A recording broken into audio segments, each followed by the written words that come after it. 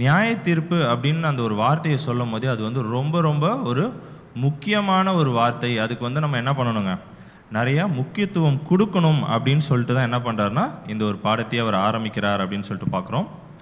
என்னென்ன விஷயத்தெல்லாம் இந்த ஒரு சாப்டரில் எழுதியிருக்கிறார் அப்படின்னா, எல்லாருக்கும் அப்படின்னு சொல்லும் போது இந்த ஒரு ஒட்டுமொத்த மனுக்குலத்துக்கும் யார் தான் நியாயாதிபதிங்க அப்படின்ற ஒரு விஷயத்தை குறித்து எழுதியிருக்கிறார். அப்புறம் வந்து பார்த்திங்கன்னா இந்த ஒரு மனுக்குலத்தின் தீர்ப்பு, நியாய தீர்ப்பில் தேவனுக்கும் இயேசு கிறிஸ்துவுக்கும் இருக்கிற பங்கு என்ன. அதுக்கப்புறம் வந்து பார்த்தோன்னா புது சிருஷ்டி, நம்மளுடைய நியாய தீர்ப்பில் தேவன் மற்றும் இயேசு கிறிஸ்துவோடைய பங்கு என்ன. அப்புறம் நாம், ஓகேங்களா, நம்ம புது சிருஷ்டி மற்றவர்களை நியாயம் தீர்க்கிறோமா, நியாயம் தீர்க்கிறோன்னா அது எப்படி, அதை குறித்து சொல்லியிருக்கிறார். அப்புறம் நம்ம மற்றவங்களை குறித்து நியாயம் தீர்க்கிறோம்ல, ஸோ புது சிருஷ்டி ஆகிய நாமே நம்மளை நியாயம் தீர்க்க முடியுமா, ஓகேங்களா. ஸோ இந்த மாதிரி நிறைய விஷயங்களை அங்கே மூத்த சகோதரர் என்ன பண்ணியிருக்கிறாருன்னா அங்கே எழுதியிருக்கிறார் அப்படின்னு சொல்லிட்டு பார்க்குறோம். இது மட்டும் இல்லாமல் எந்தெந்த காலப்பகுதியில் யார் யாருக்கு நியாய தீர்ப்பு இருக்குது, ஓகேங்களா, எல்லாருக்கும் ஒரே நேரத்தில் இருக்கா, இல்லை ஒவ்வொரு காலத்தை தேவன் வந்து என்ன பண்ணியிருக்கிறாருங்க அங்கே திட்டம் செய்து வச்சிருக்கிறாரா அப்படின்ற விஷயம். அப்படி இந்த புது சிருஷ்டிகள் நியாயம் செய்கிறாங்க அப்படின்னா எதை வச்சு அவங்க நியாயம் செய்கிறாங்க, அவங்க செய்கிறது கரெக்டாக அப்படின்னு சொல்லிட்டு நிறைய விஷயங்களை வந்து பார்த்திங்கன்னா நம்மளுடைய மூத்த சகோதரர் இந்த 9வது சாப்டரில் என்ன பண்ணியிருக்காருன்னா எழுதியிருக்கிறார். இந்த ஒரு பாடத்தை எங்கேருந்து ஆரம்பிக்கிறார் அப்படின்னா இந்த ஒரு மனுக்குலத்தோடைய நியாய தீர்ப்புலேருந்து ஆரம்பிக்கிறார். ஓகேங்களா, நம்மளுக்கு எல்லாருமே தெரிஞ்ச விஷயந்தான்.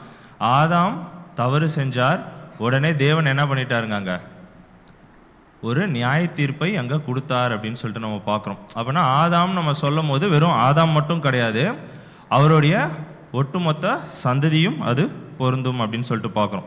அப்படின்னா இங்கே வந்து பார்த்திங்கன்னா தேவன் ஆரம்பத்திலேயே ஆதாம் பாவம் செய்யும் போதே தேவன் என்ன பண்ணிட்டாருங்க, இமீடியட்டாக அங்கே ஒரு ஜட்ஜ்மெண்ட்டை கொடுத்துட்டார். கரெக்டுங்களா? என்ன ஜட்ஜ்மெண்ட் கொடுத்தாருங்க? மரண தண்டனை அப்படின்னு சொல்லலாம். பிரதர் எப்படி சொல்கிறார் அப்படின்னா அவங்களுக்கு நித்திய ஜீவன் இல்லாமல் பண்ணிட்டார். அங்கே வந்து பார்த்திங்கன்னா என்ன சொல்கிறாரு, not qualified for eternal life. யார் அப்படின்னா ஆதாமும் அவருடைய சந்ததிக்கும் என்ன இல்லாமல் போயிடுச்சு அப்படின்னா நித்திய ஜீவன் இல்லாமல் போயிடுச்சு. அது ஆதாமுக்கு மட்டும் இல்லை, ஆதாமுடைய சந்ததிக்கும் என்ன ஆயிடுச்சு அப்படின்னா அது ஒரு நியாய தீர்ப்பாக அங்கே போயிடுச்சு அப்படின்னு சொல்லிட்டு பார்க்குறோம். அதுக்கு தான் நம்ம பார்த்தோம். அப்போ ஆதாம் மட்டும்தான் பாவம் செஞ்சாரா அப்படின்னா இல்லை, ஒரே மனுஷனாலே பாவமும் பாவத்தினாலே மரணமும் உலகத்திலே பிரவேசித்தது போல. அப்படின்னா அந்த ஒரே மனுஷன் ஆதாம், அவருடைய பாவத்தின் நிமித்தமாக மரணம் வந்தது. அதுக்கப்புறம் அந்த சந்ததியும் என்ன பண்ணிட்டாங்க, அவங்களும் பாவம் செய்தபடியால் மரணம் எல்லாருக்கும் வந்தது அப்படின்னு சொல்லிட்டு பார்க்கணும். ஓகேங்களா. ஸோ இந்த ஒரு விஷயம் வந்து பார்த்தீங்கன்னா ஆதாம் மற்றும் ஆதாமுடைய சந்ததிக்கு நியாய தீர்ப்பாக தேவன் என்ன பண்ணிட்டாருன்னா ஆரம்பத்திலேயே அங்கே கொடுத்துட்டார். பிரதர் இது கேட்குற, இது வந்து கரெக்டாக தப்பா, தேவன் இமீடியட்டாக ஒரு நியாய தீர்ப்பு கொடுத்தது வெயிட் பண்ணியிருக்கலாம்ல அப்படின்னா பிரதர் என்ன சொல்கிறாருன்னா 100% ரைட்டு. ஓகேங்களா, தேவன் ஒரு விஷயம் செய்கிறார் அப்படின்னா கண்டிப்பாக அது கரெக்டாக தான் இருக்கும். சரி, அதை ரிவர்ட் பண்ண முடியுமா? சரி, இப்போ ஒரு தண்டனையை தேவன் கொடுத்துட்டாரு, அதை வந்து இதெல்லாம் ஒரு கேள்வியாக கேட்குறார் பாடத்தில். ஏன்னா அதை ரிவர்ட் பண்ண முடியுமானா தேவன் கண்டிப்பாக என்ன பண்ண மாட்டாருங்க. ஆமாம், ஒரு விஷயம் அவர் செஞ்சார்னா செஞ்சது தான், கரெக்டுங்களா, அது நியாயமாக தான் இருக்கும். ஸோ அதை ரிவர்ட் பண்ண முடியாது. அப்புறம் எதுக்கு மனுஷனை அவர் படைக்கணும்? தண்டிக்கவும் நியாய தீர்ப்பு செய்கிறதுக்கு தான் ஆதாம படைச்சாருங்களா? அப்போ எதுக்காக மனுஷனை இந்த பூமியில் படைச்சாருங்க? அவர் எதிர்பார்த்த சந்ததி வரணும், அது அவருடைய ஸ்பிரிச்சுவல் பிளானு. இந்த ஒட்டுமொத்த மனுக்குலத்துக்கும் என்ன ஒரு பிளான் வச்சுருந்தாருங்க, எல்லாருக்கும் எட்டர்னல் லைஃப், ஓகேங்களா, நித்திய ஜீவனை கொடுக்கணும்னு சொல்லிட்டு தான் என்ன பண்ணார்னா அங்கே பார்த்தார். ஆனால் இப்போ என்ன ஆயிடுச்சுன்னா ஆதாமின் நிமித்தமாக அந்த ஒரு நித்திய ஜீவனை அவரால் என்ன பண்ண முடியலன்னா அங்கே மனுக்குலத்துக்கு கொடுக்க முடியாமல் போயிடுச்சு. அதை அவரால் ரிவர்ட்டும் பண்ண முடியாது, ஓகேங்களா, மாற்றியும் எதுவும் செய்ய முடியாது. இப்போ அதனால் என்ன பண்ணுறாராம் தேவன், இன்னொரு வாய்ப்பை அங்கே தேவன் என்ன பண்ணுறாராம் ஏற்படுத்துகிறாராம். அதுக்கு தான் நிறைய பேர் வச்சுருக்காங்கன்னா புதிய திட்டம், இல்லைன்னா ஒரு புதிய நியாய தீர்ப்பு அப்படின்லாம் தேவன் அங்கே சொல்கிறார். ஓகேங்களா. ஸோ இந்த மாதிரி ஒரு புதிய ஒரு சான்ஸ், ஒரு அனதர் சான்ஸ், அதை வந்து என்ன பண்ணுறாருங்களா மனு குலத்துக்கு தேவன் என்ன பண்ணுறாரோ அங்கே உருவாக்கி வைக்கிறார் அப்படின்னு சொல்லிட்டு பார்க்குறோம். அதேமாரி பைபிளில் நம்ம நிறையா இடத்துல பார்த்திங்கன்னா நியாய தீர்ப்புன்னு படிச்சுக்கிட்டே இருப்போம். கரெக்டுங்களா? பார்த்திங்கன்னா அது புதிய ஏற்பாடு எந்த மொழியில் எழுதப்பட்டதுங்க? எபிரேய மொழியில், கிரேக்க மொழியில் எழுதப்பட்டது அப்படின்னு சொல்லிட்டு பாரு. அப்போ கிரேக்க வார்த்தை என்ன வருது அப்படின்னா கிரைசிஸ் அப்படின்னு சொல்லிட்டு வருது. ஓகேங்களா? அப்போ கிரைசிஸ்ன்ற வார்த்தையோட கிரேக்க பதத்தோடைய அர்த்தம் என்ன அப்படின்னு சொல்லிட்டு பார்த்தோம்னா ஜட்ஜ்மெண்ட், அப்படிதான் நியாய தீர்ப்பு. ஸோ தமிழில் என்ன பண்ணிட்டாங்கன்னா நிறைய இடத்துல நியாய தீர்ப்புன்னே போட்டிருப்பாங்க. ஓகேங்களா? ஆக்சுவலாக பார்த்தீங்கன்னா அதுலேயும் சில டிஃப்ரென்ஸ் இருக்குது. என்ன அப்படின்னா சில இடத்துல நியாய தீர்ப்புன்னு வர இடத்துல என்ன ஒரு வார்த்தை வருதுன்னா கிரைமா அப்படின்ற ஒரு வார்த்தை வருது. அதுக்கு என்ன அர்த்தம்னா நியாய தீர்ப்பு கிடையாது, என்னங்க? ஆமாம், ஃபைனல் ஜட்ஜ்மெண்ட். ஓகேங்களா? இல்லைன்னா ஃபைனல் டிசிஷன் அப்படின்னு சொல்லிட்டு பார்க்குறோம். ஸோ நம்ம படிக்கும் போது அது நியாய தீர்ப்பு நம்ம எடுத்துக்கிட்டே போயிட்டு இருந்தோம் அப்படின்னா என்ன பண்ண முடியாதுங்க. அந்த ஒரு டிஃப்ரென்ஸ், தேவன் கொடுக்குற அந்த ஒரு நியாய தீர்ப்பை நம்மளால் புரிஞ்சுக்க முடியாது. யாருக்கு என்ன நியாய தீர்ப்பு கொடுக்குறார் அப்படின்ட்டு, யாருக்கு ஜட்ஜ்மெண்ட் கொடுக்குறார், யாருக்கு ஃபைனல் ஜட்ஜ்மெண்ட் கொடுக்குறார் அப்படின்ற ஒரு விஷயத்த நம்மளால் கிரகிக்க முடியாது. ஓகேங்களா? இப்போ நம்ம பார்த்த ஒரு இன்சிடெண்ட்லேயே பார்த்துக்கலாம். இப்போ ஆதாமை படைச்சு அந்த ஒரு மனுக்குலம் முழுவதும் என்ன ஆயிட்டாங்க? பாவத்துக்குள்ளே போயிட்டாங்க, ஒரு தண்டனைக்குள்ளே போயிட்டாங்க, ஒரு நியாய தீர்ப்பில் இருக்கிறாங்கல்ல. இது கிரைசிஸா கிரைமாவா? கிரைசிஸ் தான். ஓகே, ஏன்னா அவங்களுக்கு என்ன இருக்குங்க, இன்னொரு வாய்ப்பை அவர் ஆல்ரெடி வச்சிருக்கிறார் அப்படின்னு சொல்லிட்டு பார்க்குறோம். ஸோ அப்போ அங்கே என்ன வராதுன்னா கிரைமா வராது அப்படின்னு சொல்லிட்டு பார்க்குறோம். ஸோ இந்த ஒரு செகண்ட் சான்ஸ் கொடுக்குறாருல தேவன், இது பார்த்தீங்கன்னா உயிர்த்தெழுந்து வர ஒவ்வொரு சந்ததிக்கும், ஓகேங்களா, 1000 வருட அரசாட்சியில் உயிர்த்தெழுந்து வருவாங்களா ஒவ்வொருத்தரும், மனுக்குலம், அவங்க ஒவ்வொருத்தருக்குமே இந்த ஒரு செகண்ட் சான்ஸ் இருக்குது அப்படின்றார். ஓகேங்களா? அப்போ எதுக்கு அந்த செகண்ட் சான்ஸ் கொடுக்குறாரு அப்படின்னா அவங்களுடைய குவாலிட்டியை ப்ரூஃப் பண்ணுறதுக்காக. அப்படின்னா என்ன குவாலிட்டி அவங்க ப்ரூஃப் பண்ணணும் அப்படின்னா 2 விஷயம் தேவன் எதிர்பார்க்குறாரு. ஒன்று லாயல்ட்டி, இன்னொன்று ஒபீடியன்ஸ். ஒன்று நேர்மைத்தன்மை, உண்மைத்தன்மை, இன்னொன்று கீழ்ப்படியமை. ஓகேங்களா? ஸோ இந்த ஒபீடியன்ஸையும் இந்த லாயல்ட்டியும் தான் என்ன பண்ணுறாரு அப்படின்னா தேவன் அந்த 1000 வருட அரசாட்சியில் உயிர்த்தெழுந்து வந்த ஒவ்வொரு மனுக்குலம், ஒவ்வொரு மனுஷர்கிட்டையும் தேவன் என்ன பண்ணுறாருனா இதை எதிர்பார்க்குறார். அவங்க என்ன பண்ணணுமா, இதை ப்ரூஃப் பண்ணியே காட்டணும் அவங்க குவாலிட்டி தான் அப்படின்ட்டு. எதுக்கு குவாலிட்டி, எதுக்கு அவங்க ப்ரூஃப் பண்ணணும்? 1000 வருட அரசாட்சியில் எட்டர்னல் லைஃப்பை வாங்கிக்கிறதுக்காக. ஓகேங்களா? அந்த ஒரு நித்திய ஜீவனை பெற்றுக்கொள்றதுக்காக ஒவ்வொருத்தருக்கும் தனித்தனியாக என்ன பண்ணுறாருனா ஒரு வாய்ப்பை அங்கே ஏற்படுத்தி கொடுக்குறார் தேவன். ஸோ அதில் அவங்க என்ன பண்ணணும், ப்ரூஃப் பண்ணணும் இந்த உண்மைத்தன்மையும் அந்த கீழ்ப்படியாமை. ஓகேங்களா? இது ரெண்டுத்தையும் அவங்க ப்ரூஃப் பண்ணிட்டாங்கன்னா 1000 வருட அரசாட்சியோட முடிவில் அவங்களுக்கு என்ன கிடச்சிருன்றாரு, அவர் என்ன பிளான் வச்சுருந்தாரோ அந்த நித்திய ஜீவனை அங்கே எல்லாருக்கும் கொடுத்துருவார் அப்படின்றான். ஸோ இந்த ஒரு பிளானை யாரை வச்சு எக்ஸிக்யூட் பண்ணார்னா தேவன், ஆமாம், வெறும் இயேசு கிறிஸ்துன்னு சொல்லாமல் இயேசு கிறிஸ்துவோடைய ஈடுபலியை வச்சு தான் தேவன் அங்கே என்ன பண்ணுறாருனா இந்த ஒரு ப்ராசஸையே அங்கே பண்ணுறார் அப்படின்னு சொல்லிட்டு பார்க்குறோம். ஏன்னா அவருடைய ஈடுபலியினால், இயேசு கிறிஸ்துவோடைய ஈடுபலியினால் இதுவரைக்கும் அவங்க மனுக்குலம் செய்த பாவங்கள் எல்லாத்தையும் இவர் என்ன பண்ணிடுறாருங்க, அங்கே மூடிடுறாரு, கவர் பண்ணிடுறாரு அப்படின்னு சொல்லிட்டு பார்க்குறோம். ஓகேங்களா? ஸோ இவருடைய அந்த ஒரு ரேன்சம், அந்த ஈடுபலி வழியாக தான் என்னவே பண்ணுறாராம், அந்த ஒரு புது பிளான் போட்டார்ல, ஒரு புதிய நியாய தீர்ப்பு, அதே யார் மூலியமாக தான் வருது அப்படின்னா இயேசு கிறிஸ்துவோடைய ஈடுபலியின் வழியாக தான். ஸோ ஈடுபலி இல்லை அப்படின்னு சொல்லிட்டு யாராவது சொல்லிட்டாங்கன்னா இந்த கான்செப்டே என்ன ஆகிடுங்க, ஒர்க் அவுட்டே ஆகாது. ஓகேங்களா? ஸோ இயேசு கிறிஸ்துவோடைய ஈடுபலியின் மூலமாக தான் என்ன பண்ணுறாரு அப்படின்னா இந்த ஒரு செகண்ட் சான்ஸையே தேவன் அங்கே கிரியேட் பண்ணுறார் அப்படின்னு சொல்லிட்டு பார்க்குறோம். அப்படின்னா இந்த ஒரு செகண்ட் சான்ஸில் மனுக்குலம் என்னென்னத்தெல்லாம் தெரிஞ்சுக்குவாங்க அப்படின்னா ப்ரூஃப் பண்ணுறது என்னன்னு பார்த்துட்டோம். 2 குவாலிட்டி தேவன் எதிர்பார்க்குறார்.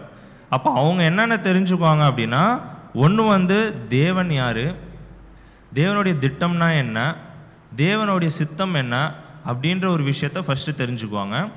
அடுத்தது என்ன அப்படின்னா அந்த ப்ரூஃப் பண்ணுறது. அவங்க எல்லாம் தெரிஞ்சிட்டதுக்கு அப்புறம், அந்த சத்தியத்தை அறிஞ்சுக்கிட்டது அப்புறம் அவங்க என்ன பண்ணுவாங்க அப்படின்னு சொல்லிட்டு பார்த்தோன்னா அவங்க ப்ரூஃப் பண்ணி காட்டணும் அந்த 2 விஷயத்தையும். எதுக்கு அப்படின்னா அந்த ஒரு எட்டர்னல் லைஃப்பை அவங்க வாங்கிக்கிறதுக்காக.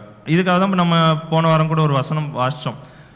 அப்போஸ்தலர் 17:31. மேலும் ஒரு நாளை குறித்திருக்கிறார், அதிலே அவர் தாம் நியமித்த மனுஷனை கொண்டு பூலோகத்தை நீதியாக நியாயம் தீர்ப்பார் அப்படின்னு சொல்லிட்டு. அப்படின்னா அவர் இயேசு கிறிஸ்துவை வச்சு தான் இந்த ஒரு பிளான் அவர் என்ன பண்ணுறாருன்னா அங்கே செய்கிறார் அப்படின்னு சொல்லிட்டு நம்ம பார்க்குறோம். அப்புறம் இன்னொரு விஷயம் பார்த்தோம். நிறைய விஷயம் போன வாட்டி பார்த்ததை நம்ம அப்படியே ரிவைஸ் பண்ணுறோம். ஓகேங்களா? இன்னொரு விஷயம் என்ன பார்த்தோம் அப்படின்னா, யார் தான் நியாயாதிபதி? சுப்ரீம் ஜட்ஜு யார் அப்படின்னா பிதாவாகிய தேவன் மட்டும்தான் அப்படின்னு சொல்லிட்டு நம்ம பார்க்குறோம். அதுக்கு நிறைய வசனம் பார்த்தோம். கரெக்டுங்களா? நம்ம அப்படியே ஃபாஸ்ட்டாக பார்த்துடலாம். எபிரேயர் 12:23 பார்த்தீங்கன்னா, யாவருக்கும் நியாயாதிபதி ஆகிய, ஓகேங்களா, எல்லாருக்குமே யார் தான் நியாயாதிபதி? பிதாவாகிய தேவன் தான். ரோமர்லையும் பார்க்குறோம் என்னன்னா, பழி வாங்குதல் எனக்குரியது, நானே பதில் செய்வேன். ஸோ என்ன சொல்கிறேன், ஜட்ஜ்மெண்ட் இஸ் மைன், நான் தான் என்ன பண்ணுவேன், பழி வாங்குவேன் அப்படின்ட்டு அவர் சொல்கிறார்.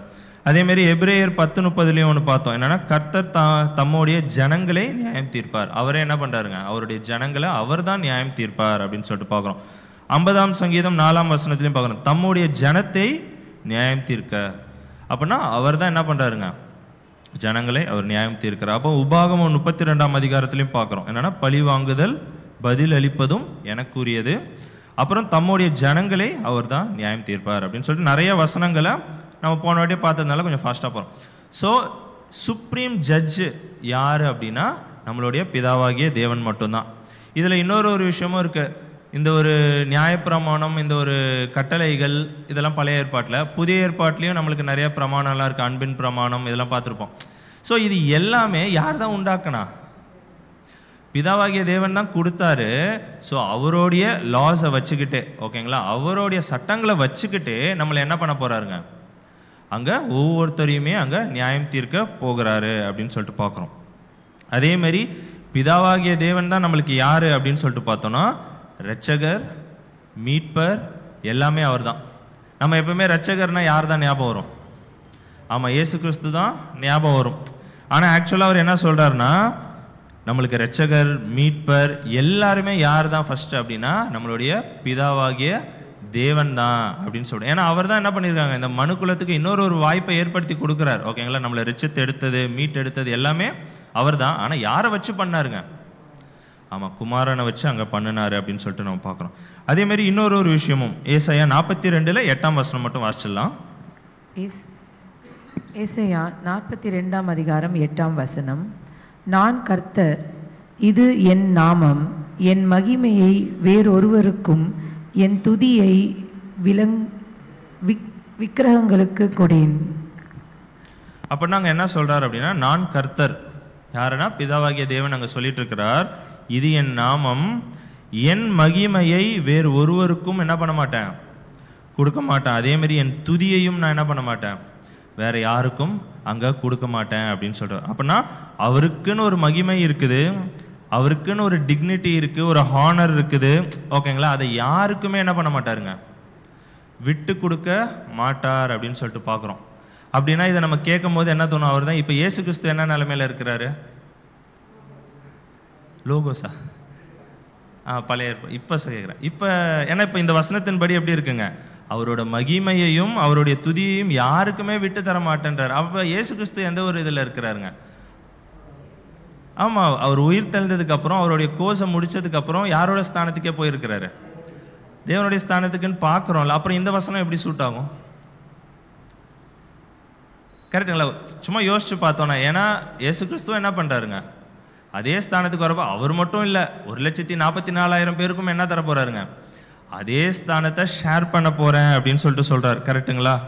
ஸோ அப்படின்னா இதை எப்படி புரிஞ்சுக்கலாம் அப்படின்னு சொல்லிட்டு பார்த்தோன்னா, என் மகிமையையும் என் துதியையும் யாருக்கும் நான் விட்டு கொடுக்க மாட்டேன் அப்படின்னா, இது வரைக்கும் பிதாவாகிய தேவனுடைய சத்தத்தை யாராவது கேட்டிருக்காங்களா? ஸோ அந்த டிஃப்ரென்ஸ் இருக்குது. அவர் யாராவது பார்த்துருக்குறாங்களா? பார்த்தது கிடையாது. அவர் வாழ்ந்த இடத்துக்கு யாராவது போயிருக்காங்களா? யாரும் போனதில்லை. அவர் டைரெக்டாக எந்த மனுஷன்ட்டையாவது பேசியிருக்கிறாரா? ஸோ இந்த மாதிரி நிறைய டிஃப்ரென்சஸ் இருக்குது. இப்போ இயேசு கிறிஸ்து பார்த்தீங்கன்னா பார்த்துருக்காங்க, நேர்லேயே பேசியிருக்காங்க. ஸோ நிறைய டிஃப்ரென்சஸ் இருக்குது. ஓகேங்களா? ஸோ இந்த மாதிரி ஒரு டிக்னிட்டி யாருக்கு மட்டும்தான் இருக்குது? நம்மளுடைய பிதாவாகிய தேவனுக்கு மட்டும்தான் இருக்குது அப்படின்னு சொல்லிட்டு நம்ம பார்க்குறோம். அது மட்டும் இல்லாமல் ஒட்டுமொத்த மனுக்குலத்தையும் யார் தான் நியாயம் தீர்க்க போகிறாரு? பிதாவாகிய தேவன் மட்டும்தான். ஸோ அந்த ஒரு மகிமையையும் அந்த ஒரு துதியையும் இவர் என்ன பண்ண மாட்டார்னா யாருக்குமே அங்கே விட்டு கொடுக்க மாட்டார் அப்படின்னு சொல்லிட்டு பார்க்குறோம். ஆனால் யாரை கொண்டு தான் செய்ய போகிறாருங்க? எல்லாத்தையுமே அவர் யாரை கொண்டு தான் செய்ய போகிறாருன்னா இயேசு கிறிஸ்துவை வச்சு தான். நம்ம வாசிச்சிடலாம் பாருங்கள், ரோமர் 2:16. ரோமர் 2:16.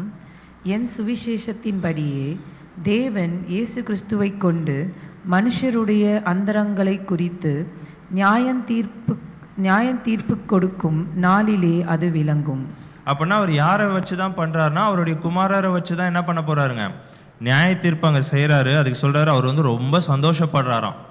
எதுக்குன்னா அவரே டைரெக்டாக நியாய தீர்ப்பு இந்த மனுக்குலத்துக்கு செய்யாமல் அவருடைய குமாரர் மூலியமாக செய்கிறதுனால அவர் என்ன பண்ணுறாரோ ரொம்ப சந்தோஷப்படுறாராம்.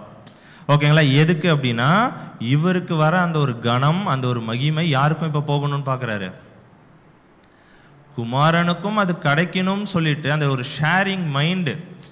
ஓகேங்களா? அது வந்து யாருக்கு இருக்கு? தேவனுக்கு அங்கே இருக்குன்னு சொல்லிட்டு. அப்படின்னா நான் மட்டுமே பண்ணிட்டு இருக்கக்கூடாது, நான் தான் பண்ணுவேன் அப்படின்றது இல்லாமல் அவருக்கு என்ன ஒரு மைண்ட் இருக்குங்க? மற்றவங்களுக்கு ஷேர் பண்ணணும். அவருடைய குமாரருக்கும் என்ன கிடைக்கணுங்க? அந்த ஒரு மகிமை அந்த ஒரு கணம் எனக்கு கிடைக்கிற மாதிரி அவருக்கும் கிடைக்கணும்னு சொல்லிட்டு என்ன பண்ணுறாருன்னா அந்த ஒரு ஷேரிங் மைண்ட் அங்கே இருக்குது அப்படின்னு சொல்லிட்டு பார்க்குறோம். அப்படின்னா அந்த 1,44,000க்கும் என்ன ஒரு மைண்ட் இருக்கணுங்க? ஆமாம், இல்லைன்னா அங்கே என்ன பண்ண முடியாதுங்க, போகிறதுக்கு வாய்ப்பே கிடையாது. கரெக்டுங்களா? அவங்க 2 பேரும் எப்படி இருப்பாங்க? ஒரே சிந்தையாக இருப்பாங்க. வரவங்களும் எப்படி இருக்கணுங்க? ஜாயின் ஆகிறவங்களும் அதே ஷேரிங் மைண்டில் இருக்கணும். எல்லாருக்கும் என்ன பண்ணணும்? அது விட்டு கொடுக்கணும். அவங்களுக்கும் அந்த கணம் கிடைக்கணும், அவங்களுக்கும் அந்த மரியாதை கிடைக்கணும்னு சொல்லிட்டு இவங்க என்ன பண்ணணும்னா அதை இப்போலேருந்தே நம்ம என்ன பண்ணிக்கணும்? ப்ராக்டிஸ் பண்ணிக்கணும் அப்படின்னு சொல்கிறோம். இல்லைன்னா என்ன பண்ண முடியாது? ஒன்றும் இல்லை, போய் சேர முடியாது. ஓகேங்களா? ஸோ இந்த ஒரு விஷயத்தை அவர் ரொம்ப சந்தோஷமாக செய்கிறாராம் பிதாவாகிய தேவன்.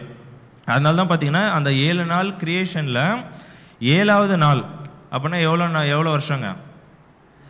7,000 வருஷம். அதை யாருக்கு விட்டு கொடுத்துட்றாரு? ஆமாம், அவருடைய குமாரருக்கு அங்கே கொடுத்துட்டு இவர் என்ன பண்ணுறாருன்னா ரெஸ்ட் எடுக்கிறார் அப்படின்னு சொல்லிட்டு பார்க்குறோம். அப்படின்னா ரெஸ்ட் எடுக்கிறாருன்னா கூட இவர் பின்னாடிலேருந்து என்ன பண்ணுறாருங்க? வேலை செய்கிறார். யாரை வச்சுட்டு வேலை செஞ்சுட்டு இருக்கிறார் அப்படின்னா குமாரர் மூலியமாக அந்த ஒரு வேலையை செஞ்சுட்டு. இதெல்லாமே நம்ம ஃபஸ்ட்டு சாப்டர்லேயே பார்த்தோம், நடுவுலையும் பார்த்தோம். ஓகேங்களா?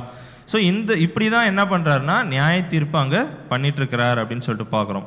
படிக்கலாம் பாருங்கள், யோவான் 5:22. யோவான் 5:22. அன்றியும் பிதாவை கனம் பண்ணுகிறது போல எல்லாரும் குமாரனையும் கனம் பண்ணும்படிக்கு பிதாவானவர் தாமே ஒருவருக்கும் நியாயம் தீர்ப்பு செய்யாமல் நியாயம் தீர்ப்பு செய்யும் அதிகாரம் முழுவதையும் குமாரனுக்கு ஒப்பு கொடுத்திருக்கிறார். ஓகேங்களா? அப்படின்னா நியாய தீர்ப்பு பண்ணுற அதிகாரம் எப்போ தான் இயேசு கிறிஸ்து பெற்றுக்கொள்கிறார்? லோகோஸாக இருக்கும் போதேவா? இல்லை. அப்போ பூமிக்கு வந்திருக்கும் போதானா? இல்லை.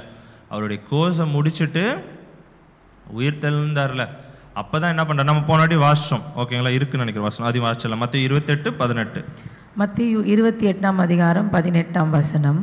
அப்பொழுது இயேசு சமீபத்தில் வந்து அவர்களை நோக்கி, வானத்திலும் பூமியிலும் சகல அதிகாரமும் எனக்கு கொடுக்கப்பட்டிருக்கிறது.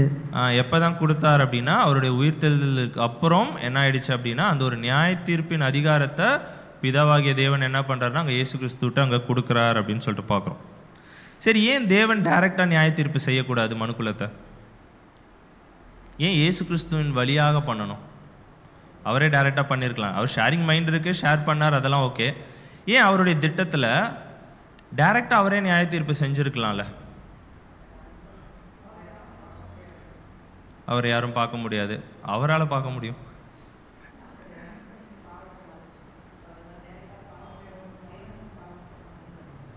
ஓகே, வந்துட்டீங்க, பக்கத்தில் வந்துட்டீங்க. அப்படின்னா பிதாவாகிய தேவனால் என்ன பண்ண முடியாது அப்படின்னா அநீதிமான்கள்கிட்ட என்ன பண்ண முடியாதுங்க? கான்டாக்ட் வச்சுக்க முடியாது அப்படின்னு சொல்லிட்டு நம்ம பார்க்குறோம். இதை நம்ம 3rd சாப்டர்லாம் பார்த்தோம். நிறையா நீதிமானாக்கப்படுதல், பரிசுத்தமாக்கப்படுதல், அப்படிலாம் நம்ம ப்ராசஸ் பார்த்தோம். கரெக்டுங்களா? அப்படின்னா தேவன் என்ன எக்ஸ்பெக்ட் பண்ணுறாரு அப்படின்னா அவர் யார்கிட்டையாவது போய் பேசணும், அவர் யார்கிட்டையாவது ஏதாவது கொடுக்கணும், ஒரு பிளெஸிங்ஸ் கொடுக்கணும், ஒரு நியாய தீர்ப்பு கொடுக்கணும், ஏதாவது அவங்களுக்கு நல்லது செய்யணும்னா கூட பிதாவாகிய தேவன் யார்கிட்ட மட்டும்தான் பேசுவார் அப்படின்னா நீதிமான்கள்கிட்ட மட்டும்தான் என்ன பண்ணுவாருங்க பேசுவார், அங்கே அவங்கள்ட்ட மட்டும்தான் கான்டாக்ட் வச்சுக்குவார் அப்படின்னு சொல்லிட்டு பார்க்குறோம். அப்போ மனு குலத்திட்ட அது இருக்கா அப்படின்னா இல்லை. ஓகேங்களா? இன்னும் என்ன பண்ணிட்டாங்க, கல்லையும் மண்ணையும் தான் வணங்கிட்டு இருக்கிறாங்க அப்படின்னு சொல்லிட்டு நம்ம பார்க்குறோம். ஸோ அவங்கள்ட்ட அது இல்லாததுனால அவரால் என்ன பண்ண முடியல அப்படின்னா, டைரெக்டாக அவரே வந்து என்ன பண்ண முடியலன்னா அந்த ஒரு நியாய தீர்ப்பை அவர் செய்ய முடியல அப்படின்னு சொல்லிட்டு நம்ம பார்க்குறோம். அப்போ நம்மளாம் நீதிமான்களா?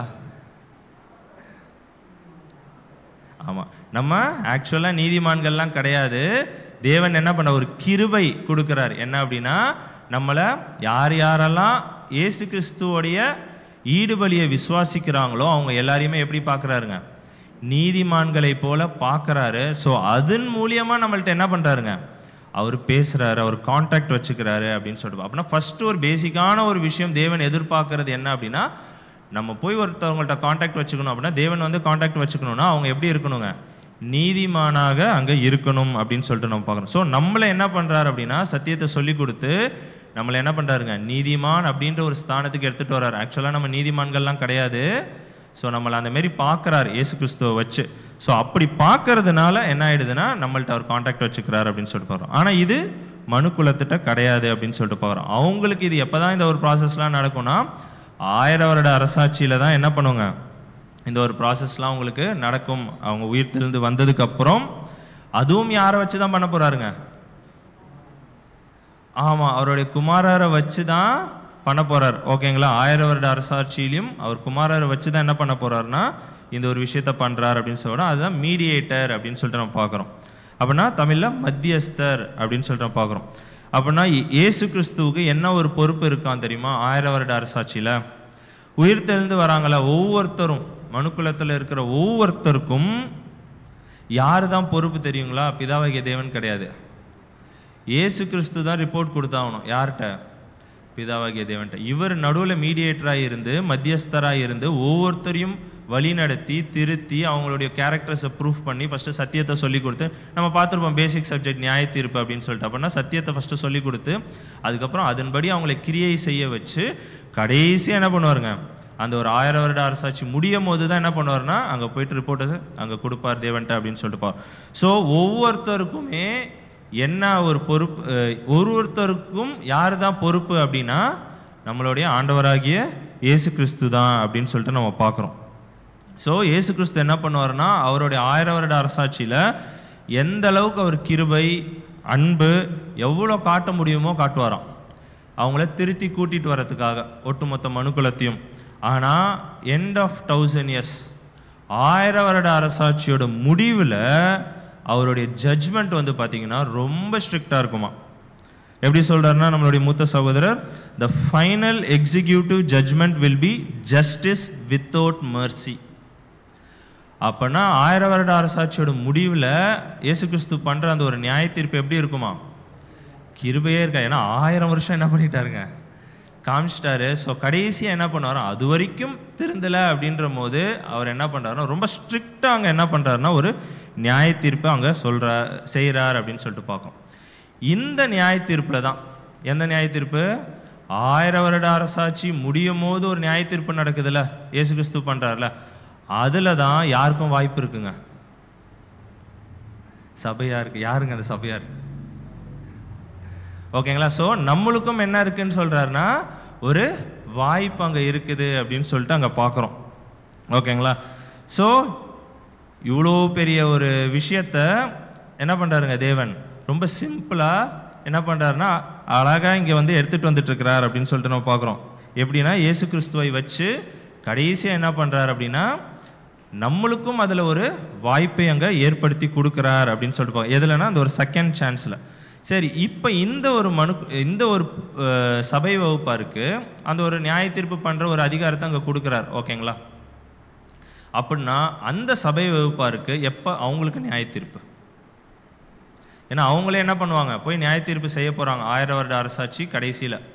அப்படின்னா அவங்களுக்கு எப்போ நியாய தீர்ப்பு நடக்கும் அப்படின்னா பிரதர் என்ன சொல்கிறாருன்னா இப்போ தான், இந்த சுவிசேஷ யுகத்திலே தான் சபை வகுப்பாருன்னு சொல்லலாம், புது சிருஷ்டிகள்னு சொல்லலாம். கரெக்டுங்களா? இந்த புது சிருஷ்டிகளுக்கு எப்போ நியாய தீர்ப்புனா இப்போவே அப்படின்னு சொல்லிட்டு சொல்கிறார். இப்போவே கரண்ட்டாகவே நம்மளுடைய அனுதின வாழ்க்கையில் என்ன இருக்குது அப்படின்னு சொல்லிட்டு பார்க்குறோன்னா நம்மளுக்கு நியாய தீர்ப்பு நடந்துக்கிட்டு இருக்குது அப்படின்னு சொல்லிட்டு நம்ம பார்க்குறோம். டெய்லி பேசிஸ், ஓகேங்களா, நம்ம செய்கிற ஒவ்வொரு விஷயத்துலையும், அதாவது புது சிருஷ்டிகள், ஓகேங்களா, நம்ம பேசுகிற விஷயமா இருக்கும், இல்லைன்னா யோசிக்கிற விஷயமா இருக்கும், ஓகேங்களா. ஒரு விஷயத்தை யோசிச்சா கூட, தப்பாக யோசிச்சா கூட அதுக்கு நம்ம என்ன பண்ணி ஆகணுங்க, கணக்கு கொடுத்தாகணும், ஓகேங்களா. நம்ம பேசுகிற விஷயம், கிரியைகள், யோசிக்கிறது எல்லாத்துலேயுமே பார்த்தீங்கன்னா ஒரு புது சிருஷ்டியும் என்ன பண்ணணும்னா அங்கே கணக்கு கொடுத்தாகணும். தேவன் என்ன பண்ணுறாரா, அங்கே நியாய தீர்ப்பு செய்கிறார் அப்படின்னு சொல்லிட்டு பார்க்குறோம். பேசுறது கிரியை ஓகே, சிந்தனையில் கூட அப்படின்னா ஆமாம். அதுதான் இயேசு கிறிஸ்து கூட சொல்ல, ஒரு ஸ்திரீயை இச்சையோட பார்த்தா கூட என்ன ஆயிடுச்சுங்க, ஆமாம் அவங்க செஞ்சாச்சு அப்படின்றார். அப்போனா நம்ம யோசிக்கிறோனாவே, சிந்திக்கிறோனாவே அங்கே நம்மளுக்கு என்ன ஆகிடுங்க, நியாய தீர்ப்பு அங்கே கொடுத்தாச்சு. இந்த ஒரு விஷயம், எல்லா விஷயத்துலையுமே நம்ம மற்றவங்கள பற்றி எதாவது தப்பாக பேசுவோம், இல்லை தப்பாக யோசிப்போம், ஒரு புது சிருஷ்டியுமே, ஓகேங்களா. நம்ம செய்கிற ஒவ்வொரு விஷயத்துலையும், யோசிக்கிற ஒவ்வொரு விஷயத்துலையுமே தேவன் என்ன பண்ணிட்டு இருக்கிறாங்களாம், நம்மளை நியாயம் தீர்த்துட்டு இருக்கிறாங்க. நம்ம என்ன பண்ணுறோமோ ஒவ்வொரு நாளுமே நம்ம ஜெபம் செய்கிறோம்ல, எங்கே போய் நிற்கிறோங்க, தேவனுடைய சிங்காசனத்துக்கு முன்பாக நம்ம போய் என்ன பண்ணணும்னா அங்கே கணக்கு கொடுத்தாகணும் அப்படின்னு சொல்லிட்டு பார்க்குறோம். அப்படின்னா இது எப்போலேருந்து ஸ்டார்ட் ஆகுதுன்னா, நம்மளுடைய பேப்டிசத்துலேருந்து. தேவன் யார், இயேசு கிறிஸ்து யார், சத்தியத்தை அறிஞ்சுக்கிட்டு ஞானஸ்தானம் நம்ம எடுக்கிறோம்ல, அப்பையிலேருந்து இன்னைக்கு வரைக்கும் நம்ம ஒவ்வொருத்தருக்குமே, புது சிருஷ்டிகளுக்குமே என்ன ஆகிட்டு இருக்கு அப்படின்னா, ஒரு நியாய தீர்ப்பு நடந்துக்கிட்டே இருக்கு இந்த ஒரு சுவிசேஷ யுகத்திலேயே அப்படின்னு சொல்லிட்டு பார்க்குறோம். படிச்சிடலாம் பாருங்க, 1 பேதுரு 4:17. 1 பேதுரு 4:17. நியாய தீர்ப்பு தேவனுடைய வீட்டிலே துவங்கும் காலமாயிருக்கிறது. முந்தி நம்மிடத்திலே அது துவக்கினால் தேவனுடைய சுவிசேஷத்திற்கு கீழ்ப்படியாதவர்களின் முடிவு என்னமாயிருக்கும். அப்படின்னா நியாய தீர்ப்பு தேவனுடைய வீட்டிலே துவங்கும் காலமாக இருக்கிறது அப்படின்னு சொல்லிட்டு நம்ம பார்க்குறோம். இங்கே நியாய தீர்ப்புன்னு வருதுல்ல, இந்த இடத்துல என்ன வார்த்தை வருது தெரியுங்களா, நம்ம 2 பார்த்தோம், கிரைசிஸ், கிரைமா. இந்த இடத்துல என்ன வந்தால் கரெக்டாக இருக்கும், கிரைமா, ஃபைனல் டிசிஷன், ஓகேங்களா. நம்மளுக்கு புது சிருஷ்டிகளுக்கு இங்கே என்ன நடந்துட்டுருக்கு, தேவன் என்ன பண்ணிட்டு இருக்கிறாருங்க, ஃபைனல் ஜட்ஜ்மெண்ட்டு. எப்போ, இப்போவே அனுதினமுமே நம்ம பேசுகிற ஒவ்வொரு வார்த்தையிலையும், யோசிக்கிற ஒவ்வொரு விஷயத்துலையுமே நம்மளுக்கு என்ன பண்ணிட்டு இருக்கிறாருன்னா அங்கே நியாய தீர்ப்பு அங்கே செஞ்சுட்ருக்கா. அது வெறும் நியாய தீர்ப்பு இல்லை, ஃபைனல் ஜட்ஜ்மெண்ட்டை தேவன் அங்கே கொடுத்துட்ருக்கிறார் அப்படின்னு சொல்லிட்டு நம்ம பார்க்குறோம், ஓகேங்களா. இந்த ஒரு நியாய தீர்ப்பையும் யார் தான் பண்ணுறாருன்னா, தேவன் தான் நம்மளுக்கு டைரெக்டாக பண்ணுறார் அப்படின்னு சொல்லிட்டு பார்க்குறோம். அதேமாரி அவர் எதை வச்சு பண்ணுறார் அப்படின்னா, நம்மளுக்கு கொடுத்த அந்த அன்பின் பிரமாணத்தை வச்சு தான் அவர் என்ன பண்ணுறாருன்னா பர்ஃபெக்ட் லா ஆஃப் லவ் அப்படின்றார், ஓகேங்களா. அந்த அன்பின் பிரமாணத்தை வச்சுக்கிட்டு தான் நம்மளை தேவன் என்ன பண்ணுறாரோ அனுதினமும் நம்மளை அங்கே நியாயம் செஞ்சிட்ருக்கிறார் அப்படின்னு சொல்லிட்டு பார்க்குறோம். இப்போ இதில் நம்மளுக்கும் தேவனுக்கும் என்ன இருக்குதுங்க, ஒரு ரிலேஷன்ஷிப் இருக்குது, டைரெக்டான ஒரு ரிலேஷன்ஷிப் இருக்குது. எப்படி ரிலேஷன்ஷிப் வந்துச்சுன்னா, நம்மளை நீதிமான் ஆக்கிட்டாரு. ஸோ டைரெக்டாக நம்மளுக்கு ஒரு ரிலேஷன்ஷிப் இருக்குது. நம்மளை கூட்டிகிட்டு வர்றது கூட யார் தாங்க, வசனம் பார்த்துருப்போம், தேவன் ஒருவனை அழைக்காவிட்டால், ஓகேங்களா. ஸோ அப்போஸ்தலர் கூட இயேசு கிறிஸ்து செலக்ட் பண்ணல, யார் தான் கொடுத்தாருங்க, பிதாவாகிய தேவன். அப்படின்னா ஒவ்வொரு புது சிருஷ்டியையுமே யார் தான் செலக்ட் பண்ணுறாருன்னா, பிதாவாகிய தேவன் தான், டைரக்ட் கான்டாக்ட், ஓகேங்களா. ஸோ அவர் தான் என்ன பண்ணிட்டு இருக்கிறாருன்னா இங்கே நம்மளை டைரெக்டாக நியாயம் தீர்த்துட்டு இருக்கிறார் அப்படின்னு சொல்லிட்டு பார்க்குறோம். இதில் நம்ம பார்த்தோம்ல, இயேசு கிறிஸ்து அவருடைய வேலை என்ன, மத்தியஸ்தராக இருக்கிறாரா நம்மளுக்கு, புது சிருஷ்டிகளுக்கு. ஏன்னா இது இந்த ஃபோட்டோ நம்ம இதுக்கு போட்டோம், மனுக்குலத்துக்கு, ஓகேங்களா. மனுக்குலத்துக்கு போட்டோம். அவங்களுக்கு என்னவா இருக்கிறாருன்னா மீடியேட்டர், மத்தியஸ்தர், 1000 வருட அரசாட்சியில் அங்கே இருக்க போகிறாருங்க. புது சிருஷ்டியாக இருக்க நம்மளுக்கு இப்போ அவர் என்ன பண்ணிட்டு இருக்கிறாருங்க, இயேசு கிறிஸ்து, ஆமாம், பரிந்து பேசுகிறவராக அங்கே இருக்கிறார் அப்படின்னு சொல்லிட்டு, அதான் அட்வொகேட்டாக அங்கே இருக்கிறார் அப்படின்னு சொல்லிட்டு. அப்படின்னா ஒரு நாளும் நம்ம ப்ரேயர் பண்ணும்போது யார் மூலியமாக தான் பண்ணுறோம், இயேசு கிறிஸ்துவின் மூலியமாக தான் பண்ணுறோம். ஸோ அவர் அங்கே போய் பேசுவார் யார்கிட்ட, நம்மளுடைய அப்பாட்ட. இந்த ஒரு வாட்டி என்ன பண்ணிடுங்கப்பா, விட்டுடுங்க, என் தம்பியை நான் என்ன பண்ணுறேன், கொஞ்சம் பார்த்து வழி நடத்தி கூட்டிகிட்டு வந்துடுறேன். கரெக்டுங்களா, லிட்ரலாக அப்படி நடக்குமான்னு தெரியாது, சொல்கிறேன். நம்மளுக்கு யார் தான் பரிந்து பேசிகிட்டு இருக்கிறா, நம்மளுக்கு இன்னொரு சான்ஸ் என்ன தான் பண்ணிட்டு இருக்கிறாருங்க இயேசு கிறிஸ்து அங்கே வாங்கி கொடுத்துட்ருக்கிறார் அப்படின்னு சொல்லிட்டு பார்க்குறோம். கரெக்டுங்களா? அப்படின்னா இந்த ஒரு வேலையை தான் யார் பண்ணிகிட்டு இருக்கிறார் அப்படின்னா இயேசு கிறிஸ்து அங்கே பண்ணிட்டு இருக்கார். அனுதினமும் நம்ம ஜெபத்தில் கேட்கும் போது அவர் தான் நம்மளை காப்பாற்றிட்டு இருக்கிறார் அப்படின்னு சொல்லிட்டு பார்க்குறோம். ஆனால் மனுக்குலத்துக்கு என்ன கிடையாதுன்னா ஒரு ரிலேஷன்ஷிப்பே கிடையாது. யாரோட அப்படின்னா பிதாவாகிய தேவனோட ஒரு ரிலேஷன்ஷிப்பே கிடையாது. அப்போ அவங்களுக்கு மனுக்குலத்துக்கு 1000 வருட அரசாட்சியில் யார் தான் அப்பாவாக இருப்பா? ஆமாம், இயேசு கிறிஸ்து தான் அப்பாவாக இருக்கிறார். நம்ம ஏசாயா 9:6 படிப்போம். அவர் நிறைய ரோல்ஸ் வரும். அதில் ஒரு ரோல் என்னங்க? நித்திய பிதா அப்படின்னு சொல்லிட்டு பார்க்குறோம். அப்படின்னா அவர் தான் நித்தியத்துக்கும் மனுக்குலத்துக்கு என்னவா இருப்பாருங்க? பிதாவாக இருந்து அங்கே ஒவ்வொரு விஷயத்தையும் அங்கே செய்கிறார் அப்படின்னு சொல்லிட்டு பார்க்குறோம். 1000 வருஷ அரசாட்சி முடியும் போது தான் அதை என்ன பண்ணுறாருங்க? எடுத்துகிட்டு போயிட்டு பிதாவாகிய தேவன்கிட்ட ஹேண்ட் ஓவர் பண்ணுறாரு அப்படின்னு சொல்லிட்டு நம்ம பார்க்குறோம். அப்படின்னா டைரக்ட் கான்டாக்ட் மனுக்குலத்துக்கு அங்கே கிடையாது. ஆனால் நம்மளுக்கு என்னங்க? ஒரு மிகப்பெரிய ஒரு கிருபை அங்கே நம்மளுக்கு இருந்துகிட்ருக்கு இந்த ஒரு காலத்தில் அப்படின்னு சொல்லிட்டு நம்ம பார்க்குறோம். அது மட்டும் இல்லாமல் வந்து பார்த்திங்கன்னா பிதாவாகிய தேவன் நம்மளுக்கு என்னென்னலாம் பண்ணிட்டு இருக்கிறாருன்னா நம்மளை நியாயம் தீர்க்கிறார். நம்ம புது சிருஷ்டிகள் யாரோட அக்ரிமெண்ட் போட்டிருக்கோம்? இயேசு கிறிஸ்துவோடையா? ஞானஸ்தானம் எடுக்கும்போது யாரோட அக்ரிமெண்ட் போட்டோம்? பிதாவாகிய தேவனோட தான் அக்ரிமெண்ட் போட்டிருக்கோம். ஸ்பிரிட் பிகட்டல் பார்த்துருப்போம், கரெக்டுங்களா? ஆவியில் ஜெனிப்பிக்கப்படுதல், அது யார் தான் கொடுக்குறா? பிதாவாகிய தேவன் தான் கொடுக்குறார். எல்லா விஷயமுமே அவர் தான் கொடுத்துட்ருக்கிறார். ஓகேங்களா? அவர் தான் நம்மளுக்கு அப்பா. அப்போ இயேசு கிறிஸ்துவோடைய ரோல் என்னன்னா அட்வொகேட் அப்படின்னு சொல்லிட்டு பார்க்குறோம். அவருக்கு இன்னும் நிறைய ரோல்ஸ் இருக்குங்க. அவர் நம்மளுடைய எல்டர் பிரதர், ஓகேங்களா? நம்மளுடைய அண்ணான்னு சொல்லலாம், நம்மளுடைய தலைன்னு சொல்லலாம், ஓகேங்களா? நம்மளை வழி நடத்துகிறவர், ரட்சகர், நிறைய பேர் இருக்குது, நிறைய ரோல்ஸ் அவருக்கு இருக்குது அப்படின்னு சொல்லிட்டு பார்க்குறோம். ஓகேங்களா? அதை குறித்து சொல்லும் போது என்ன பிரதர் சொல்கிறாருன்னா வெளிப்படுத்தல் 2ஆம் அதிகாரம் 3ஆம் அதிகாரத்துலலாம் இயேசு கிறிஸ்து தான் என்ன பண்ணுறாருங்க? 7 சபைகளுக்கு எழுதுகிறதாவது அப்படின்னு சொல்லும் போது இயேசு கிறிஸ்து தான் என்ன பண்ணுறாரு? 7 சபைக்கும் தேவையான ஒவ்வொரு விஷயத்தையும் கொடுக்குறாரு. ஆனால் எங்கேருந்து வாங்கி கொடுக்குறாருங்க? பிதாவாகிய தேவன்கிட்டருந்து வாங்கி இயேசு கிறிஸ்து நடுவில் என்ன பண்ணுறாருன்னா நம்மளுக்கு ஒவ்வொரு விஷயத்தையுமே அங்கே செஞ்சுட்ருக்கிறார். 7 கால சபைகளுக்குமே அவர் தான் அந்த ஒரு விஷயத்தை அங்கே செய்கிறார் அப்படின்னு சொல்லிட்டு. அதனால் நம்ம இயேசு கிறிஸ்துவ என்ன பண்ணிடக்கூடாதுங்க? ஆமாம், ஏன்னா பிதாவாகிய தேவன்கிட்ட தான் அக்ரிமெண்ட் போட்டிருக்கோம், எல்லாம் அவர் தான் அப்படின்னு சொல்லிட்டு நம்ம இது பண்ணக்கூடாது. ஓகேங்களா? அப்படின்னா இயேசு கிறிஸ்து நடுவில் நின்றுட்டு நம்மளுக்கு தேவையான ஒவ்வொரு விஷயத்தையுமே அங்கே பண்ணுறாரு. இதெல்லாம் நம்ம தமிழில் வாசிச்சிடலாம். யோவான் 15ஆம் அதிகாரம் முதல் 2 வசனம்.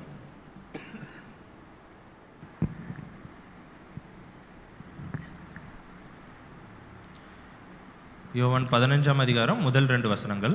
யோவான் 15ஆம் அதிகாரம் வசனங்கள் 1-2. நான் மெய்யான திராட்சை செடி, என் பிதா திராட்சை தோட்டக்காரர். என்னில் கனி கொடாதிருக்கிற கொடி எதுவோ அதை அவர் அறுத்து போடுகிறார். கனி கொடுக்கிற கொடி எதுவோ அது அதிக கனிகளை கொடுக்கும்படி அதை சுத்தம் பண்ணுகிறார். அப்படின்னா இதில் அழகாக சொல்கிறது என்னென்னா, நான் மெய்யான திராட்சை செடி. யாருங்க? இயேசு கிறிஸ்து திராட்சை செடி. ஓகேங்களா? என் பிதா திராட்சை தோட்டக்காரர். யார் தான் ஓனரு? நம்மளுடைய அப்பா தான். என்னில் கனி கொடாத இருக்கிற கொடி எதுவோ அதை அவர் அறுத்து போடுகிறார். யாருங்க? பிதாவாகிய தேவன் தான். ஏன்னா அவர் தான் கூப்பிட்டாரு, அவர் தான் அங்கே டிசிஷன் மேக்கர், ஃபைனல் டிசிஷன் யார் தான் எடுக்கிறது? பிதாவாகிய தேவன் தான். கனி கொடுக்கிற கொடி எதுவோ அது அதிக கனிகளை கொடுக்கும்படி அதை சுத்தம் பண்ணுகிறார். அதுவும் யார் தான் பண்ணுறாரு?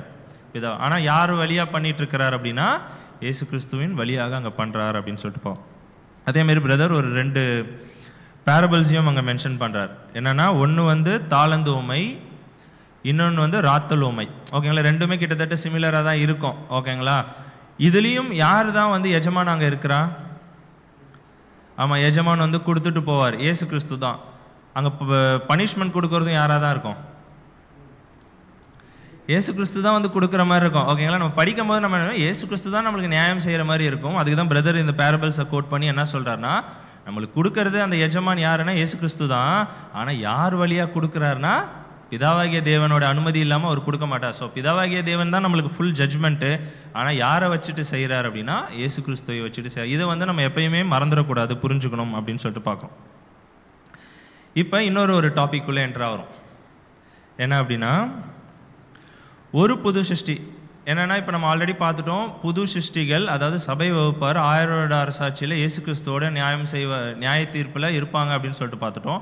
அப்படின்னா அந்த நியாய தீர்ப்பு செய்கிற இந்த புது சிருஷ்டிகள் அவங்களுக்கான நியாய தீர்ப்பு எங்கேயே இருக்கும், இங்கே சுவிசேஷ யுகத்திலே இருக்குன்னு சொல்லிட்டு பார்த்துட்டோம். ஓகேங்களா? இப்போ அதை குறித்து தான் பார்க்க போகிறோம். என்ன அப்படின்னா, ஒரு புது சிருஷ்டி இன்னொரு புது சிருஷ்டியை நியாயம் தீர்க்கிறோமா இல்லையா? அதுதாங்க போயிட்டே இருக்கு அப்படின்றீங்களா?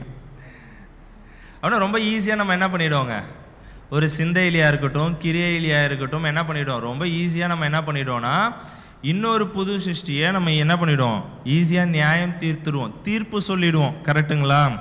அதுக்கு என்னென்ன சொல்கிறாருன்னா பிரதரு, மற்றவங்க வந்து பேசுவாங்கள்ல, அதை வச்சு எப்படி எக்ஸாம்பிள் சொல்லலான்னா, ஒரு சகோதரர் ஏ இருக்கிறாங்க, இன்னொரு சகோதரர் பி இருக்கிறாங்க அப்படின்னா, இப்போ ஏ சகோதரன் சி சகோதரன்ட்ட ஏதாவது பேசிகிட்டு இருப்பாங்க. அப்போ அந்த சி சகோதரன் இந்த பி சகோதரனை குறித்து ஏதாவது சொல்லிடுவாங்க. ஓகேங்களா? அது கரெக்டாக தப்பா என்னன்னே இந்த ஏ சகோதரன் என்ன பண்ண மாட்டாங்க பிரதர், ஏ யோசிக்கிறதே கிடையாது. அன்னையிலேருந்து அந்த பி எப்படி தான் பார்க்கறது? ஏன்னா அந்த இடத்துல ஏ என்ன பண்ணிடுறாங்க, ஒரு நியாய தீர்ப்பு செஞ்சிடுறாங்க. யாரோடைய பேச்சை வச்சுக்கிட்டு? ஏன்னா அவரும் புது சிருஷ்டி தானே சியும். ஸோ அவர் சொன்னால் என்னவாக தான் இருக்கும், கரெக்டாக தான் இருக்கும் அப்படின்னு சொல்லிட்டு இந்த பி அப்பையிலேருந்து இந்த ஏ என்ன பண்ணுமா, ஒரு நியாய தீர்ப்புக்குள்ளாக கொண்டு வந்துடுவாங்க அப்படின்னு சொல்லிட்டு பார்க்குறோம். ஸோ மற்றவங்க பேசுகிற விஷயத்தை வச்சு என்ன பண்ணிடுவாங்களாம், இவங்க புது சிருஷ்டிகள் நியாய தீர்ப்பு செஞ்சுருவாங்க. ரெண்டாவது என்ன அப்படின்னா, பார்க்குற விஷயம், அவங்களுடைய கிரியைகள் இருக்குல்ல. இப்போ ஏ சகோதரன் பிரதர் பியை பார்க்குறாரு அப்படின்னா, அந்த பி பண்ணுற கிரியைகள் இருக்குல்ல, அந்த கிரியைகளை வச்சுக்கிட்டு உடனே என்ன பண்ணிவிடுவாங்க, ஒரு ஜட்ஜ்மெண்ட் பண்ணிவிடுவாங்க. இவங்க இதுக்காக தான் இதை பண்ணிட்டு இருக்கிறாங்க தெரியுங்களா? ஸோ ரொம்ப கேஷுவலாக நம்ம என்ன பண்ணிவிடுவோங்க, அவங்கள மற்ற புது சிருஷ்டிகளை என்ன பண்ணிவிடுவோம்னா ஈஸியாக அங்கே ஜட்ஜ்மெண்ட் பண்ணிவிடுவோம்.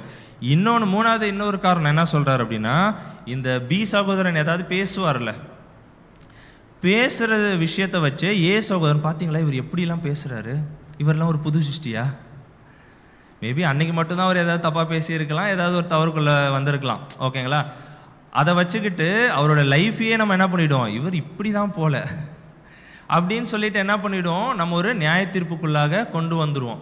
ஓகேங்களா? அப்படின்னா மற்றவங்க சொல்கிறத வச்சுக்கிட்டு, அப்புறம் ரெண்டாவது அவங்க பண்ணுற அந்த கிரியைகளை வச்சு, அப்புறம் அவங்களே ஏதாவது பேசுவாங்க, தவறி ஏதாவது வாயை விட்டுட்டாங்கன்னா அதை வச்சுக்கிட்டு என்ன பண்ணிவிடுவாங்களாம், ரொம்ப ஈஸியாக அங்கே புது சிருஷ்டிகள் அங்கே நியாய தீர்ப்பு பண்ணிவிடுவாங்க அப்படின்னு சொல்லிட்டு பார்க்குறோம். அதையும் தாண்டி இந்த புது சிருஷ்டிகள் இன்னொரு விஷயமும் பண்ணுவாங்களாம். என்னன்னா, இவங்க எந்த மாதிரி தப்பு பண்ணியிருக்காங்க பார்த்தீங்கல்ல, இதுக்கு தேவன் என்ன தான் பண்ணுவார், இந்த மாதிரி ஒரு தண்டனையை தான் கொடுக்க போகிறார் அப்படின்னு சொல்லிட்டு தேவனுடைய ஸ்தானத்திலேயே நின்று இந்த புது சிருஷ்டிகள் என்ன பண்ணிடுவாங்களாம், இன்னொரு புது சிருஷ்டியை நியாயம் தீர்ப்பாங்க. எங்கே நின்றுக்கிட்டு, தேவனுடைய இடத்துலையே போய் நின்றுக்கிட்டு என்ன பண்ணுவாங்களாம் அப்படின்னா, ரொம்ப ஈஸியாக டிசிஷன்ஸ் எடுத்துருவாங்களாம். நாங்கள் இவ்வளோ பெரிய தப்பு பண்ணியிருக்கிறார், தேவன் கண்டிப்பாக என்ன பண்ணுவார், இவங்களுக்கு பெரிய தண்டனையாக தான் கொடுப்பாரு அப்படின்னு சொல்லிட்டு தேவனுடைய நியாய தீர்ப்பை இவங்க கையில் எடுத்துருவாங்க அப்படின்னு சொல்லிட்டு பார்க்குறோம். ரொம்ப ஈஸியாக கேஷுவலாக என்ன பண்ணிடுவாங்களாம், ஒவ்வொரு புது சிருஷ்டியுமே இந்த மாதிரி மற்ற புது சிருஷ்டிகளை நியாய தீர்ப்பு செஞ்சுருவாங்க. அதுலேயும் என்னென்னா ரொம்ப சிம்பிளாக சொல்லிவிடுவோம், ஒரு பிரதரை பார்த்தோன்னே என்னமா ஓடுறாருங்க, இவர் கண்டிப்பாக எங்கே தான் போவார், சபை வைப்பார் தாங்க சொல்கிறோமா, இல்லை சொல்கிறத கேள்விப்படுறோம். கரெக்டுங்களா? அவரோட மேபி நிச்சயமாகவே அவர் சபை வைப்பார போகலாம். ஓகே, அது நம்மளுக்கு தெரியாது. ஓகேங்களா? அவர் கடைசி வரைக்கும் அதில் நின்னார்னா அவர் போவார். ஆனால் நம்ம இங்கேருந்து என்ன பண்ணிவிடுவோம், அவர் ஓடுற ஓட்டத்தை பார்த்துட்டு இவர் கண்டிப்பாக சபை தாங்க, 1,44,000 தாங்க அப்படின்னு சொல்லிட்டு இங்கேருந்தே நம்ம என்ன பண்ணிவிடுவோம், ஒரு ஜட்ஜ்மெண்ட் பண்ணிவிடுவோம். இல்லைன்னா என்ன பண்ணிவிடுவோம்னா, இவரா ஓகே கிரேட் கம்பெனியில் போகிறதுக்கு ஒரு வாய்ப்பு இருக்குது, சபை ஆகிறதுக்குலாம் என்ன இல்லைங்க, ஒரு வாய்ப்பு இல்லை, ஓடுற ஓட்டத்தை பார்த்தா அப்படி தான் தெரியுது. திரள் கூட்டமாக என்ன பண்ணலாம், தேவன் கொடுக்கறதுக்கு ஒரு வாய்ப்பு இருக்குது. ஸோ இந்த ஜட்ஜ்மெண்ட்ஸ் எல்லாத்தையுமே நம்ம என்ன பண்ணிவிடுவோங்க, மற்றவங்க பேசுகிறத வச்சு அவங்களுடைய கிரியைகளை வச்சுட்டு, இல்லைன்னா அவங்களே சொந்தமாக ஏதாவது வாக்குமூலம் கொடுக்கும்போது அவங்க என்ன பண்ணிவிடுவாங்க, அங்கே மாட்டிக்குவாங்க அப்படின்னு சொல்லிட்டு பார்க்குறோம். ஒன்று பண்ணிவிடுவோம், என்னங்க கடைசியாக, ஆமாம் இவ்வளோ பெரிய தப்பு பண்ணிட்டாரா, இவர் எங்கே தான் போவார், கண்டிப்பாக 2ஆம் மரணம் தான். திரள் கூட்டம் கூட வாய்ப்பே கிடையாதுங்க. ஓகேங்களா? எத்தனை வாட்டி திருப்பி இதே பண்ணிட்டு இருக்கிறாரு, கண்டிப்பாக என்ன போவார், 2ஆம் மரணம் தான். மேபி அவர் போகிறாரோ இல்லையோ, ஆனால் நம்ம என்ன பண்ணிடுவோம், இங்கேருந்தே அந்த ஒரு ஜட்ஜ்மெண்ட்டை இங்கேருந்தே நம்ம கொடுத்துருவோம் அப்படின்னு சொல்லிட்டு நம்ம பார்க்குறோம். அதுக்கு தான் பிரதர் கேட்குறாரு என்னென்னா, இந்த மாதிரி ஜட்ஜ்மெண்ட் ஒரு புது சிருஷ்டி இன்னொரு புது சிருஷ்டியை பார்த்து ஜட்ஜ்மெண்ட் கொடுக்கறதுக்கு ரைட்ஸ் இருக்கா, நம்மளுக்கு ரைட்ஸ் இருக்கா அப்படின்னு சொல்லிட்டு என்ன பண்ணுறாருன்னா பிரதர் அங்கே கேட்குறாரு. அப்புறம் ஒன்று பண்ணுவோம், என்ன அப்படின்னா மற்றவங்களுடைய மைண்ட் என்ன பண்ணுவாங்க, ரீட் பண்ணுவோம். கரெக்டுங்களா? நீங்களாம் சிரிக்கிறத பார்த்தா கண்டிப்பாக நம்ம அனுதினமும் பண்ணிகிட்ருக்குறோம் அப்படின்னு நினைக்கிறேன். ஓகேங்களா? அப்படின்னா மற்றவங்களோட மைண்ட் என்ன பண்ணிவிடுவாங்க, ரொம்ப கேஷுவலாக அவங்க ஏதாவது ஒரு விஷயம் பண்ணும் போது இல்லைன்னா அவங்க ஒரு கிரியை பண்ணும் போதோ என்ன பண்ணிவிடுவோம், நம்ம கேஷுவலாக சொல்லிவிடுவோம், இவர் இதுக்காக தான் இந்தமாரி பண்ணிகிட்ருக்கிறாரு. ஓகேங்களா? அப்படின்னு சொல்லிட்டு ரொம்ப கேஷுவலாக நம்ம என்ன பண்ணிவிடுவோம்னா அந்த ஒரு நியாய தீர்ப்பு அங்கே கொடுத்துருவோம். அதான் பிரதர் கேட்குறாரு, ஒரு மனுஷன் இன்னொருடைய மனுஷனுடைய மைண்டை ரீட் பண்ண கெப்பாசிட்டி இருக்கா? தேவன் அந்த வல்லமையை கொடுத்துருக்கிறாரா? கண்டிப்பாக கிடையாது. ஓகேங்களா? அதுவும் ஒரு புது சிருஷ்டியோட மைண்டை ரீட் பண்ணுற அளவுக்கு இங்கே யாருமே கெப்பாசிட்டி கிடையாது அப்படின்னு சொல்லிட்டு நம்ம பார்க்குறோம். அதையும் தாண்டி தேவனுடைய மைண்டையே ரீட் பண்ணுறது, கரெக்டுங்களா? தேவன் அந்த சகோதரனுக்கு அந்த சகோதரிக்கு என்ன தான் கொடுப்பாருங்க, இந்த தண்டனை தான் வேணும், நீங்கள் வேணால் எழுதி வைங்க, நடக்குதா இல்லையா பாருங்கள். ஸோ ரொம்ப ஈஸியாக நம்ம என்ன பண்ணிவிடுவோங்க, அங்கே ஜட்ஜ்மெண்ட்ஸ் பாஸ் பண்ணுறோம்ல. ஸோ இதுக்கு தான் வந்து சொல்கிறார் அப்படின்னா நம்ம ரொம்ப கேஷுவலாக ஈஸியாக சிம்பிளாக நம்ம என்ன பண்ணிடுறோம்னா இந்த விஷயத்தை எல்லாமே பண்ணிடுறோம். ஆனால் இதுக்கு நம்மளுக்கு ரைட்ஸ் இருக்குதா அப்படின்னு கேட்குறாரு. கண்டிப்பாக ரைட்ஸும் இல்லை, நம்மளுக்கு கெப்பாசிட்டியும் இல்லை. We are not, humans are not equipped அப்படின்ட்டார். ஓகேங்களா? நம்மளுக்கு அந்த ஒரு சக்தியே கிடையாது. ஓகேங்களா? ஸோ ஒரு புது சிருஷ்டி இன்னொரு புது சிருஷ்டி என்ன பண்ணக்கூடாது, நியாயம் தீர்க்கவே கூடாது அப்படின்னு சொல்லிட்டு பார்க்குறோம். ஏன் நியாயம் தீர்க்கக்கூடாது அப்படின்னா 2 விஷயத்த சொல்கிறார். அப்படின்னா 2 விஷயத்த சொல்கிறார். என்ன அப்படின்னா ஃபஸ்ட்டு விஷயம் ஏன் நியாயம் தீர்க்கக்கூடாது அப்படின்னா, ஃபஸ்ட்டு இது என்னென்னா காட்ஸ், ஏன்னா தேவன் வந்து என்ன பண்ணுறாருங்க, இந்த அன்பின் பிரமாணத்தை வச்சு தான் நியாயம் தீர்க்கிறார் அப்படின்னு சொல்லிட்டு நம்ம பார்க்குறோம். ஓகேங்களா? தேவன் என்ன பண்ணுறாரு அப்படின்னா அன்பின் பிரமாணத்தை வச்சுக்கிட்டு தான் என்ன பண்ணுறாருங்க, அங்கே ஒவ்வொரு புது சிருஷ்டியும் நியாயம் தீர்க்கிறார் அப்படின்னு சொல்லிட்டு நம்ம பார்க்குறோம். அப்படின்னா இப்படி வந்து பார்த்தீங்கன்னா இப்போ இந்த மாதிரி தேவன் அன்பின் பிரமாணத்தின் வழியாக ஒவ்வொரு புது சிருஷ்டியும் நியாயம் தீர்க்கும் போது ஒவ்வொரு புது சிருஷ்டிக்கும் தேவன் எந்த அளவுக்கு அன்பு செலுத்துகிறார், தேவன் எந்த அளவுக்கு அவங்களுக்கு கிருபை காட்டுறார் ஒரு புது சிருஷ்டிக்கும். ஓகேங்களா? ஏன்னா அவர் என்ன பண்ண போகிறாருங்க, ஒவ்வொரு புது சிருஷ்டியும் அன்பின் பிரமாணத்தின் வழியாக தான் என்ன பண்ண போகிறாரு, நியாயம் தீர்க்க போகிறார். ஓகேங்களா? ஸோ எந்த அளவுக்கு அவர் கிருபை காட்ட போகிறார், எந்த அளவுக்கு அன்பு செலுத்த போகிறார், யார் மேலே, ஒவ்வொரு புது சிருஷ்டியும் மேலே இண்டிவிஜுவலாக நம்மளால் சொல்ல முடியுங்களா? கண்டிப்பாக என்ன பண்ண முடியாதுங்க, சொல்லவே முடியாது. ஓகேங்களா? இப்போ ஒரு சகோதரர் இல்லைனா சகோதரி ரொம்ப கோவப்படுறாங்க, நம்ம இங்கேருந்து ஈஸியாக என்ன சொல்லிவிடுவோம், என்ன எக்லீஷாலி இப்படி கத்துறாங்க, நம்ம என்ன பண்ணிவிடுவோம், ஈஸியாக நியாய தீர்ப்பு பண்ணிவிடுவோம். தேவனுக்கு தான் தெரியும் அவங்க ஏன் கத்துறாங்க, அவங்க பேக்ரவுண்ட் என்னன்னு. மேபி தேவனே அங்கே என்ன பண்ணிவிடுவார், மன்னிச்சிடலாம். நம்ம என்ன பண்ணுவோம், ஒரு வாரத்துக்கு அதை குறித்து பேசிகிட்டு இருப்போம். அதுமாரி வந்து ஒவ்வொரு விஷயத்தையுமே தேவன் எந்த அளவுக்கு ஒவ்வொரு புது சிருஷ்டி மேலேயும் அங்கே அன்பு செலுத்துகிறார், கிருபை காட்டுறாருன்னு நம்மளுக்கு தெரியவே தெரியாது. ஒரு எக்ஸாம்பிள் பார்த்தோம் அப்படின்னா, ஒரு சகோதரன் திடீர்னுட்டு ஒரு கன்வென்ஷனுக்கு வரலன்னு வச்சுக்கோங்க, இன்னொரு சகோதரனும் என்ன பண்ணுவாருங்க, அதை பார்த்துட்டு அவர் வரல, அவரை யாரும் கேட்க மாட்டேங்கிறீங்க, என்ன மட்டும் ஏன் கேட்குறீங்க, அவங்கள பார்த்துட்டு நம்மளும் வராமல் இருக்கோன்னு வச்சுக்கோங்க. ஒரு எக்ஸாம்பிளுக்கு தேவன் ஆக்சுவலாக அந்த ஒரு சகோதரன் என்ன பண்ணிடலாம், வராத சகோதரனா மன்னிச்சிடலாம். ஏன்னா அவங்களுடைய பேக்ரவுண்ட் என்ன, அவங்களுக்கு என்ன நடந்துட்டுருக்கு அப்படின்றது யாருக்கு தான் தெரியும் அப்படின்னா தேவனுக்கு மட்டும்தான் தெரியும். நம்மளுக்கு எப்படி இருக்குங்க, லீவு கிடச்சிருக்கும், ட்ரெயின் டிக்கெட் புக் ஆகிருக்கும், எல்லா பாசிபிலிட்டிஸுமே இருக்கும். ஆனால் நம்ம மற்றவங்கள பார்த்துட்டு என்ன பண்ணிவிடுவோம், போக மாட்டோம். அப்போ நம்மளை எப்படி நியாயம் தீர்ப்பார், ஒரே மாதிரி இருக்குமா அவங்களுக்கும் நம்மளுக்கும் நியாய தீர்ப்பு? சாரி,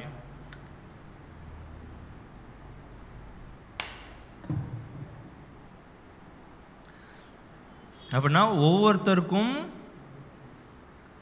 நியாய தீர்ப்பு எப்படி இருக்குங்க, வித்தியாசப்படும் அப்படின்னு சொல்லிட்டு பார்க்குறோம். நம்ம மற்றவங்கள பார்த்துட்டு நம்ம அதே மாதிரி டிசிஷன்ஸ் எடுத்தோம் நம்மளோட லைஃப்பில் அப்படின்னா நம்மளை தேவன் வேறு மாதிரி தான் என்ன பண்ணுவாருங்க, டீல் பண்ணுவார் அப்படின்னு சொல்கிறார். அது மட்டும் இல்லாமல் ஒவ்வொருத்தருடைய பலவீனங்கள், பிளமிஷஸ் சொல்கிறார்.